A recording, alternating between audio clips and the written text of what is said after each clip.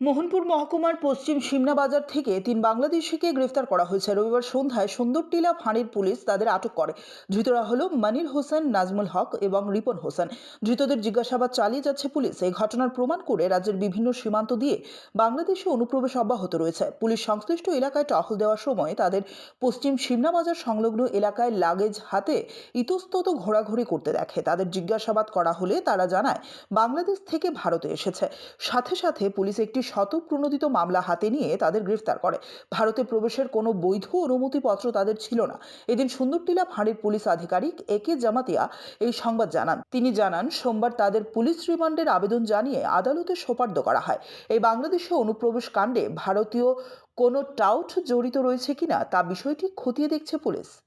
আজকে আমরা আমাদের সিদাই থানার অন্তর্গত সুন্দরটিলা আউটপোস্টের ওসি সাহেব ইন্সপেক্টর ধ্রুবজী রিয়াং এবং ওনার দলবল নিয়ে যথারীতি মোবাইল করতেছিলেন।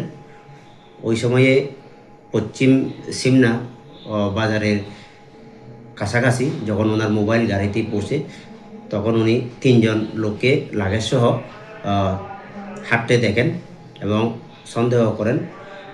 এরপরে উনি তাদের কাছে গিয়ে তাদের জিজ্ঞাসাবাদ করেন এবং ওনারা জিজ্ঞাসাবাদে বলেন যে তারা বাংলাদেশি। ওনাদের প্রথম জনের নাম মনির হোসেন, দ্বিতীয় জন নাজমুল হক এবং তৃতীয় জন রিপন হোসেন। তো বাংলাদেশি তাদেরকে আটক করে জিজ্ঞাসাবাদ করা হয়, কিন্তু তাদের কোনো ভ্যালিড ডকুমেন্টস ছিল না। যথারীতি তাদেরকে আটক করার পরে থানাতে নিয়ে আসা হয় এবং তাদের বিরুদ্ধে একটি সমমত মামলা করা হয়। ব্যুরো রিপোর্ট, অবিরাম 24/7।